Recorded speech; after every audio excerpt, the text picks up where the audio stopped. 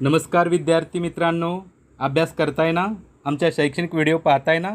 सर्व परीक्षार्थी MPSC, तलाठी, पोलीस बँक, रेल्वे या अशा विविध परीक्षा करता आमच्या लेट्स लर्न या चॅनलला लाईक, शेअर, सबस्क्राईब करायला विसरू नका. आमच्या लेट्स लर्न चॅनलवरील विषयावरील आमच्या शैक्षणिक व्हिडिओ आपणास कशा वाटतात आपल्या कमेंट जरूर शेअर करा. सर्व परीक्षार्थींना उज्ज्वल यशासाठी हार्दिक हार्दिक शुभेच्छा. विद्यार्थी मित्रांनो, किसी महापुरुष ने खूब कहा है, जो हमेशा कहे मेरे पास समय नहीं है, असल में वह व्यस्त नहीं अस्त व्यस्त है. सही दिशा और सही समय का ज्ञान न हो तो उगता हुआ सूरज भी डूबता हुआ दिखता है. शिक्षक और सड़क दोनों एक जैसे ही होते हैं.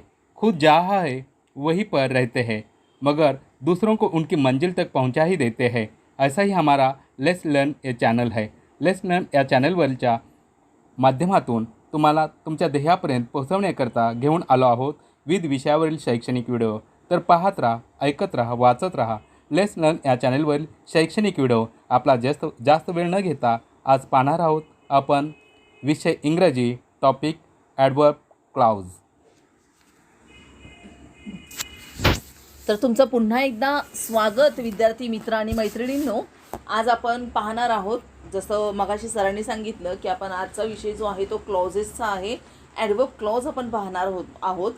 आपल्या लास्ट व्हिडिओमध्ये आपण पाहिलेलं होतं की नाऊन क्लॉज आणि त्याचे म्हणजे प्रकार किती आहेत आणि कोणते आहेत याबद्दल आपण माहिती घेतलेली होती. आणि आजच्या या व्हिडिओमध्ये आपण ॲडवर्ब क्लॉज किती आहेत आणि कोणते आहेत ते पाहणार आहोत. आणि त्यापैकी 4 ॲडवर्ब क्लॉजेसची आज स्टडीही करणार आहोत आपण. तर आपण लगेचच सुरू करूया, तुमचा जास्त वेळ घेत नाही, आपण सुरू करूया. तर ॲडवर्ब क्लॉज जे आहेत ते आणि त्याचे प्रकार समजून घेण्याच्या आधी आपण पुन्हा एकदा ॲडवर्ब क्लॉज म्हणजे नेमकं काय आहे ते थोडंसं समजून घेऊयात. तर तुमच्यासाठी मी इथे काही एक्झाम्पल्स दिलेले आहेत, त्या एक्झाम्पल्सच्या सहाय्याने you can understand well. Okay, so इथे स्क्रीनवर तुम्हाला एक पहिलं सेंटेन्स दिसत आहे, यू मे सिट हिअर.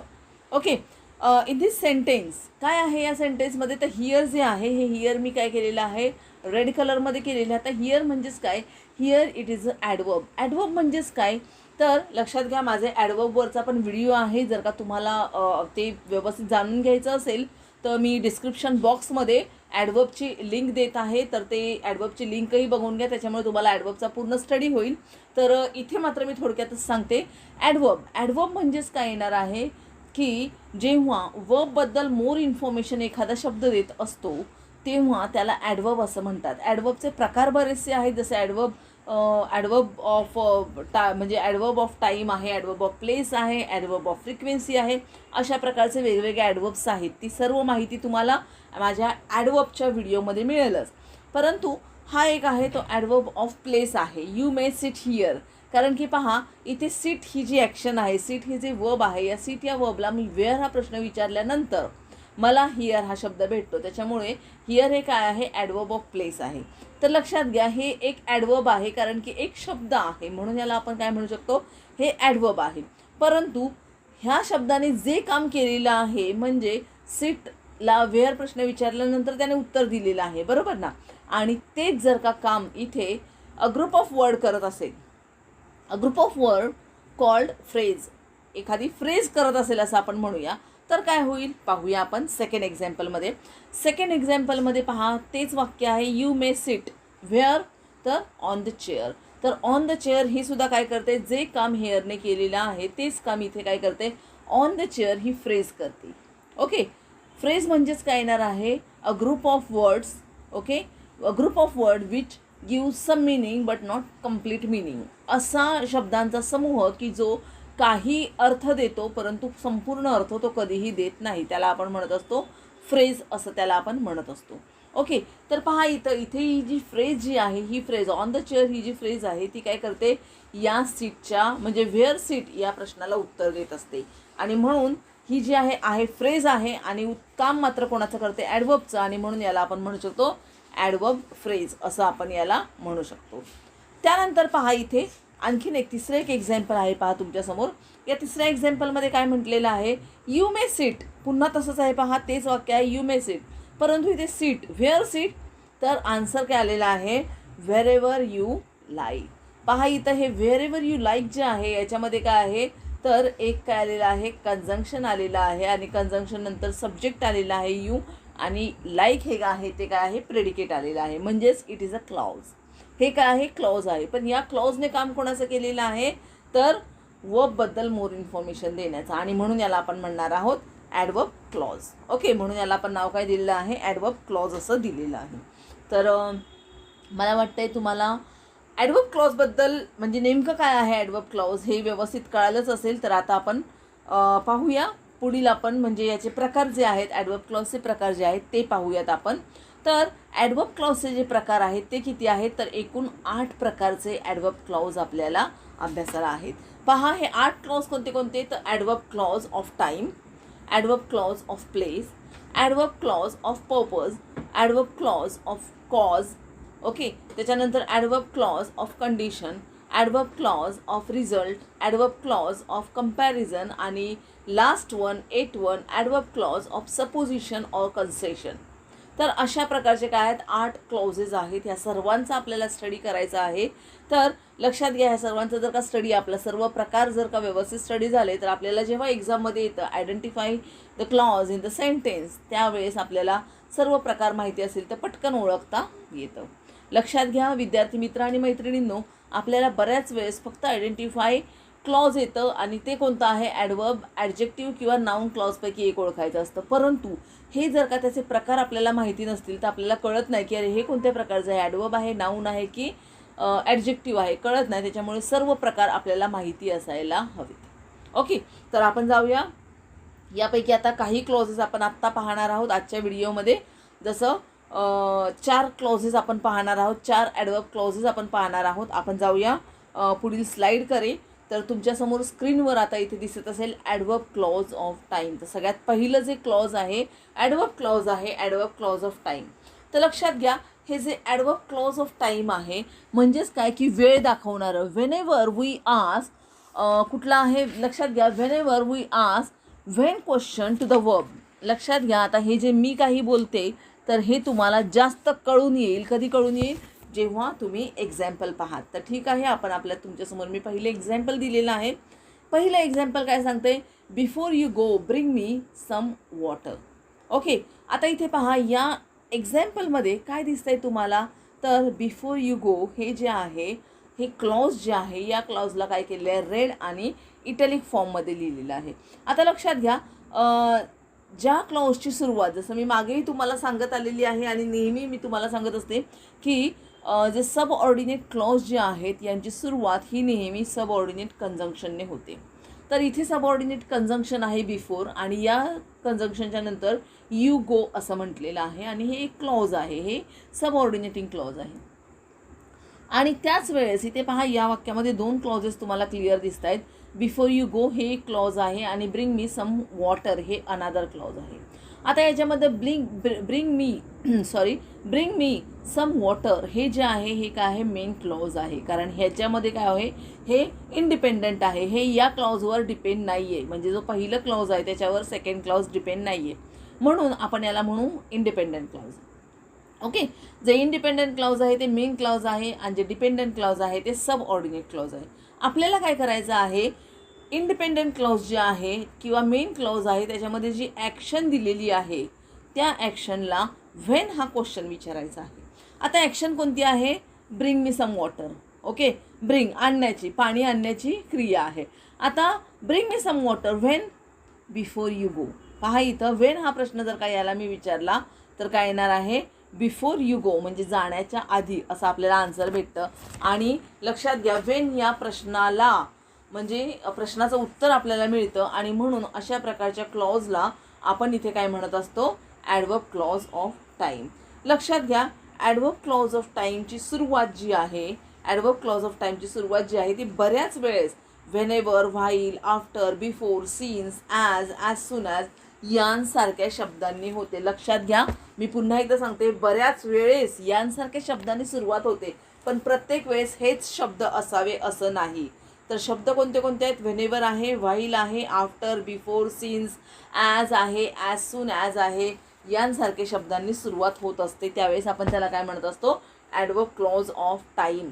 परंतु ही व्याख्या जी आहे ही व्याख्या सगळीकडेच ॲप्लिकेबल होईल असं नाही. त्याच्यामुळे तुम्हाला लक्षात काय ठेवायचं आहे की मेन क्लाउजमधल्या वर्बला मला काय काय विचारायचं आहे, व्हेन हा क्वेश्चन विचारायचा आहे. कोणता प्रश्न विचारायचा आहे, व्हेन, कधी झालं, जी ॲक्शन झाले ती कधी झाले, आणि त्याचा आन्सर जर का हे सबऑर्डिनेट क्लॉज फुलफिल करत असेल तर मात्र 100% हे जे क्लॉज आहे हे ॲडवर्ब क्लॉज ऑफ टाईमच असणार आहे. आपण पाहूया आणखीन एक्झाम्पल याचेच. सेकंड एक्झाम्पल तुमच्यासमोर आलेलं आहे. पहा काय आहे, as soon as he heard the news. पहा इथे काय आहे, ॲज सून ॲज हे जे आहे हे काय आहे तर सबऑर्डिनेट क्लॉज आहे. तर as soon as he heard the news आणि मेन क्लॉज काय आहे, ही रोट टू मी. आता he wrote to me, when he wrote to me, as soon as he heard the news. बघा clear होतंय, fulfil होतंय. When प्रश्न विचारल्यानंतर म्हणजेच काय, as soon as he heard the news हे जे आहे हे कोणतं क्लॉज आहे तर ॲडवर्ब क्लॉज ऑफ टाईम आहे. थर्ड सेंटेन्समध्ये पण पहा, ही फेल येईल हे मेन क्लॉज आहे. लक्षात घ्या, पहिल्या दोनमध्ये पहिल्यांदा सबऑर्डिनेट क्लॉज आलेले आहेत, पण तिसऱ्या वाक्यामध्ये मात्र पहिल्यांदा मेन क्लॉज आलेला आहे. आता हे मेन क्लॉज काय सांगते, ही फेल येईल. ओके, व्हेन ही फेल येईल, since return from Mumbai. Since return from Mumbai म्हणजेच हे काय झालेलं आहे तर ॲडवर्ब क्लॉज ऑफ टाईम झालेलं आहे. कारण की हे फेल येईल हे जे आहे ही जी ॲक्शन आहे ह्या ॲक्शनला व्हेन ही फेल येईल तर सिन्स रिटर्न फ्रॉम मुंबई हे फुलफिल करतं आणि म्हणून याला आपण काय म्हणू शकतो, सिन्स रिटर्न फ्रॉम मुंबई हे काय आहे ॲडवर्ब क्लॉज ऑफ टाईम आहे. जाऊया आपण चौथ्या सेंटेन्सकडे किंवा चौथ्या एक्झाम्पलकडे. चौथं एक्झाम्पल काय सांगतंय की डोंट टॉक. पहा हे मेन क्लॉज आहे, डोंट टॉक. आपण फक्त डोंट टॉक म्हटलं तर फुलफिल होतं. पहा इंडिपेंडंट आहे की फक्त डोंट टॉक म्हटलं तरी देखील अर्थ आपल्याला पूर्ण कळतो. त्यामुळे इथे काय आहे की don't talk, when don't talk while she is speaking. Sorry, don't talk when don't talk while she is speaking. मग इथे हे वाईल शी इज स्पीकिंग जे आहे ते काय आहे सबऑर्डिनेट क्लॉज आहे आणि कोणत्या प्रकारचं आहे ॲडवर्ब क्लॉज ऑफ टाईम आहे. ओके, तर आपण इथे जाऊया पुढील प्रकाराकडे. तर पुढील प्रकार आहे सेकंड जे आहे, सेकंड प्रकारचं जे आहे ॲडवर्ब क्लॉज ऑफ प्लेस जे आहे हे कोणतं आहे तर आपण इथे पुन्हा एकदा एक्झाम्पल पाहूया. लक्षात घ्या, जसं ॲडवर्ब क्लॉज ऑफ टाईमला व्हेन प्रश्न विचारावा लागतो मेन क्लॉजमधल्या वर्बला, त्याप्रमाणे ॲडवर्ब क्लॉज ऑफ प्लेसमध्ये व्हेअर हा प्रश्न विचारावा लागतो. कशाला तर मेन क्लॉजमधल्या वर्बला. आता इथे काय आहे मेन क्लॉज कोणता आहे, I have put it. Okay, I have put it हे मेन क्लॉज आहे आणि याच्यामधलं वर्ब कोणतं आहे put. Okay, where put, where I can find easily. पहा किती सहज लक्षात येते की I have put it where, where put it where I can find easily. आणि त्याच्यामुळे इथे हे जे where I can find easily आहे हे काय आहे तर ॲडवर्ब क्लॉज ऑफ प्लेस आहे. त्यानंतर आपण जाऊया इथे सेकंड एक्झाम्पलकडे. सेकंड एक्झाम्पल जे आहे ते काय आहे, you can sit where you like. पहा इथे पुन्हा इथे जे पहिलं सेंटेन्स सॉरी की इंडिपेंडंट क्लाउज आहे किंवा मेन क्लॉज जे आहे या मेन क्लॉजमध्ये काय आहे you can sit where, where you like. Okay, मग इथे काय झालेलं आहे व्हेअर यू लाईक आलेलं आहे. म्हणजेच काय झालेलं आहे तर व्हेअर जे आहे हे काय सांगते आपल्याला, व्हेअर यू लाईक काय सांगते आपल्याला ॲडवर्ब क्लॉज ऑफ प्लेस आहे असं सांगत आहे. कारण इथे कॅन सिट, सिट जे आहे त्या सीटच्या ह्याला हे काय करते तर व्हेअर कॅन सीट या प्रश्नाला ते काय उत्तर देत आहे व्हेअर यू लाईक असं उत्तर देत आहे. वळूया आपण आपल्या पुढील एक्झाम्पलकडे. Third example, they can stay where they are. मग इथे काय सांगत आहे तर they can stay where they can stay where they are. मग इथे सुद्धा व्हेअर दे आर काय करतं आहे तर स्टे या प्रश्नाला व्हेअर प्रश्न विचारल्यानंतर ते फुलफिल करतं आहे आणि त्याच्यामुळे आपण इथे काय म्हणू शकतो की व्हेअर दे आर हे काय आहे ॲडवर्ब क्लॉज ऑफ प्लेस आहे असं आपण म्हणू शकतो. त्याच्यानंतर इथे पुढे आहे I went where the things were natural. तर इथे काय आलेलं आहे आय वेंट. हे पहा हे सुद्धा काय आहे तर आय वेंट जे आहे ते सुद्धा काय आहे तर एक मेन क्लॉज आहे आणि हे मेन क्लॉज काय सांगत आहे इथे तर या मेन क्लॉजला मी व्हेअर हा प्रश्न विचारल्यानंतर काय होतं आहे इथे आन्सर जे भेटते ते आहे where the things where the things were natural. Okay, मग पहा आय वेंट व्हेअर मग काय येणार आहे where the things were natural.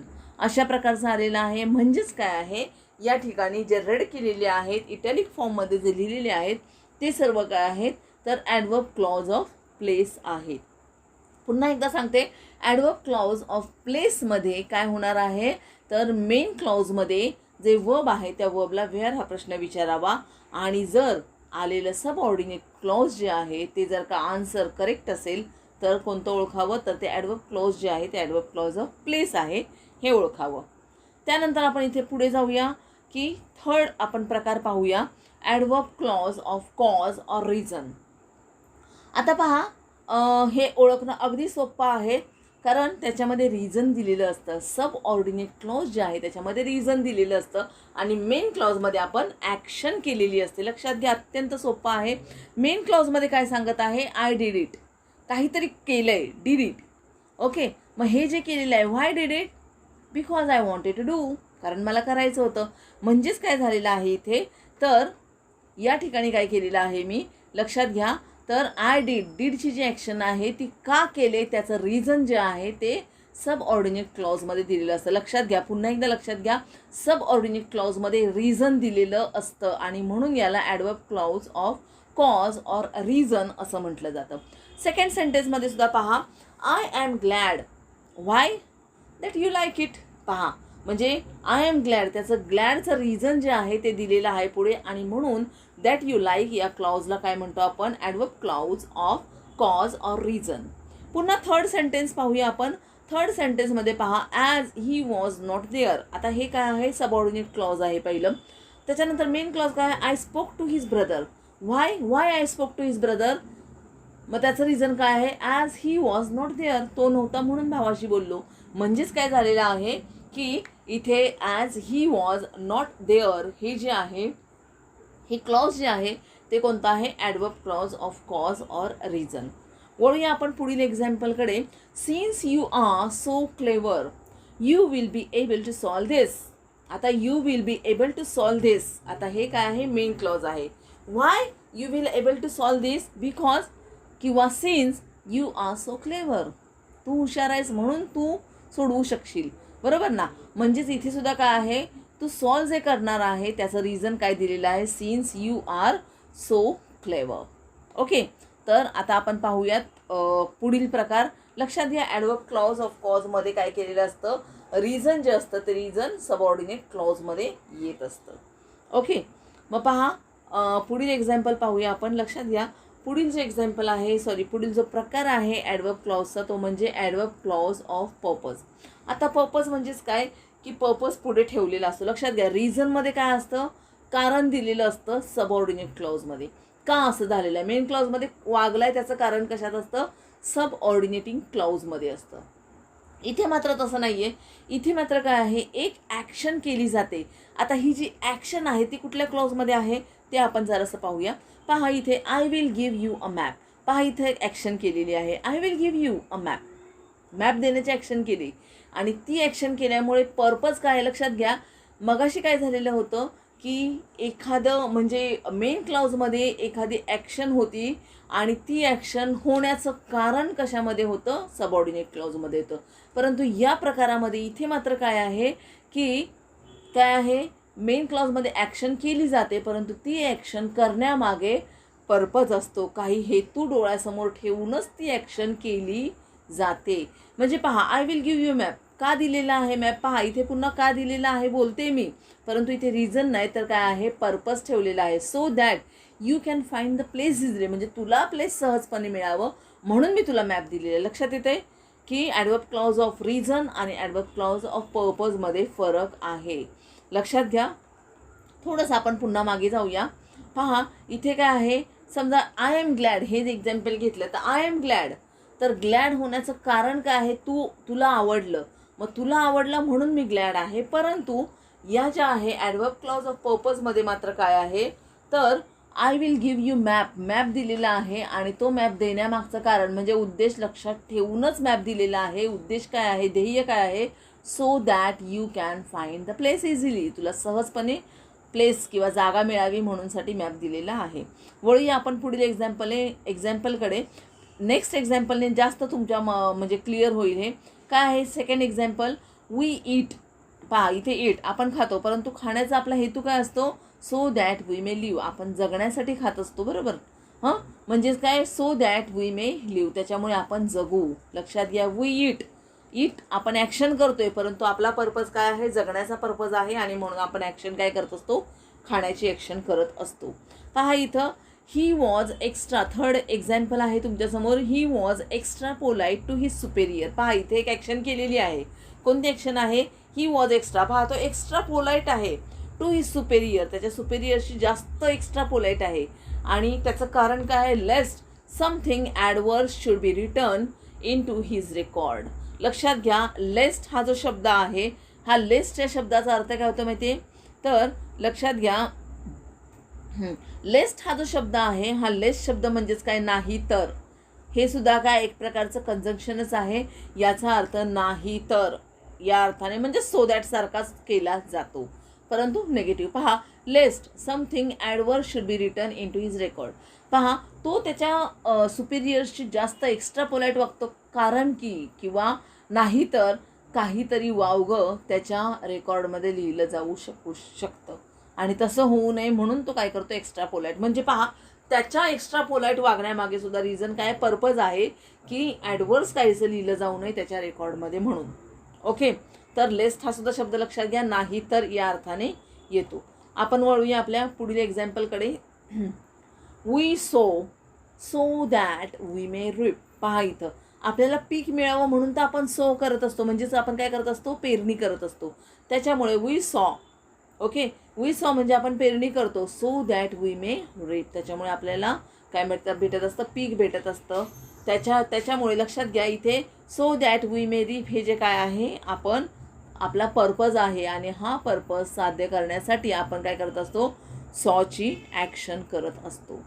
Okay, तर अशा प्रकारे हे जे चार आपण काय केलेले आहेत? तर ॲडवर्ब क्लॉजचा स्टडी केलेला आहे. Adverb clause of time, adverb clause of place, adverb clause of cause or reason, आणि ॲडवर्ब क्लॉज ऑफ पर्पज. तर ह्या 4 क्लॉजेसचा स्टडी झालेला आहे. याच्यावर आणखीन एक्झाम्पल्स ज्या आहेत त्याचा तुम्ही स्टडी केला पाहिजे, आयडेंटिफाय करता येतात का ते पाहायला पाहिजे. आणि प्लीज जेव्हा त्याचबरोबर आपले क्वेश्चन पेपर जे आहेत ते देखील तुम्ही सोडवले पाहिजेत, कारण क्वेश्चन पेपरचा स्टडीसुद्धा खूप महत्त्वाचा आहे. त्याच्याबद्दलही आपण पाहूच. काही क्वेश्चन्सही तुमच्या समोर मी लवकरच घेऊन येणार आहे, की जेणेकरून त्या क्वेश्चन्समुळे तुम्हाला काय होईल? तुमचा अभ्यास किती झालेला आहे तो कळेल. तर आपण काही एक टेस्ट सिरीजसुद्धा सुरू करणार आहोत, परंतु सध्या तरी आपण आपलं जो सिलेबस आहे तो कंप्लीट करणार आहे. तर प्लीज तुम्ही हे जे व्हिडिओज आहेत ते पूर्ण पाहत जा. काही क्वेरीज असतील तर मला कमेंट करून कळवा. आणि हे जे चॅनल जे आहे या चॅनलला सबस्क्राईब करा, शेअर करा तुमच्या मित्रमैत्रिणींना, आणि त्याचबरोबर लाईक करा. आणि सबस्क्राईब केल्यानंतर बेल आयकन जे आहे ते बटन मात्र प्रेस करायला विसरू नका. त्यामुळे काय होणार आहे की माझ्या ज्या व्हिडिओ आहेत त्याचे नोटिफिकेशन तुम्हाला सगळ्यात पहिल्यांदा मिळणार आहेत. आणि आपण लवकरच पुढच्या व्हिडिओमध्ये भेटूयाच. आपण पुढचं आणखीन ॲडवर्ब क्लॉजचे जे उरलेले 4 प्रकार आहेत ते, आणि ॲडजेक्टिव्ह क्लॉजबद्दल आणखीन काही माहिती घेणारच आहोत, परंतु ती उद्या 6 वाजता, उद्या संध्याकाळी पुन्हा 6 वाजता. तर प्लीज 6 वाजता या, आपण भेटूया. आणि तुमच्या काही क्वेरीज असतील त्याही क्लिअर केल्या जातील. तर भेटूया उद्या. तोपर्यंत भरपूर अभ्यास करा, तब्येतीची काळजी घ्या, आणि लवकरात लवकर पोस्ट मिळवा.